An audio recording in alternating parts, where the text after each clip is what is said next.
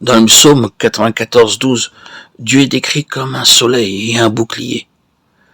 La récompense est subordonnée à une foi réelle et active, sans laquelle il n'est point de récompense. Le Seigneur utilise les souffrances et les épreuves pour susciter en nous la foi, afin que l'épreuve de votre foi, plus précieuse que l'or périssable, qui cependant est éprouvé par le feu, et pour résultat la louange, la gloire et l'honneur, lorsque Jésus-Christ apparaîtra. 1 Pierre 1,7. Bien que Dieu eût parlé si clairement, Abraham eut de la peine à croire. Abraham répondit, « Seigneur éternel, que me donneras-tu?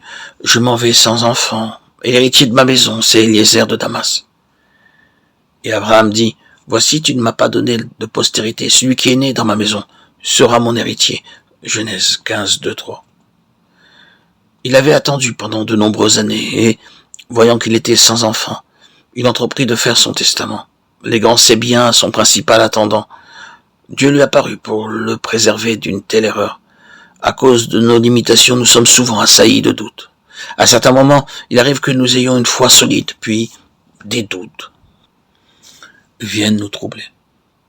Et Dieu, dans son immense amour, intervient miséricordieusement à maintes reprises. Dans son infini amour, Dieu lui-même apparut au patriarche au moment opportun. Il l'appela au dehors et lui dit, « Lève les yeux vers le ciel, Abraham, ne regarde pas à toi-même ou à ta femme ou à tes limitations ou aux limitations de ta femme. Ne regarde pas aux circonstances, mais en haut. Et alors ta foi deviendra solide. Regarde vers le ciel. Compte les étoiles. Telle sera ta postérité. » Aujourd'hui encore, personne ne connaît le nombre des étoiles. Il y en a tant. Et elles sont tellement éloignées. Dieu savait qu'Abraham ne pouvait compter les étoiles. Mais son intention était de le fortifier. Et c'est seulement lorsque nous regardons en haut que nous pourrons avoir la foi. L'ennemi nous fera tourner les yeux vers le bas, vers nos limitations, nos défaillances ou nos échecs. Il est nécessaire que notre regard soit tourné vers le Seigneur et que nous nous emparions de ses promesses par la foi. Genèse 15, 5, 8. Jérémie 34, 18 apporte un éclaircissement à ce passage. En ce temps-là, lorsque deux parties désiraient conclure un accord, on prenait un animal, on le tuait et on le coupait en 2 morceaux.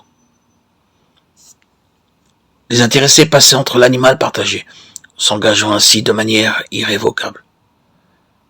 C'est de la même manière que Dieu conclut une alliance avec Abraham. Il leur donna de prendre 3 animaux et 2 oiseaux, de les tuer, de les couper en 2 morceaux. Genèse 15, 9, 10, 17. Alors l'Éternel fit passer des flammes entre ces morceaux, établissant ainsi avec Abraham une alliance qui ne pouvait être brisée. Genèse 15, 13, 17.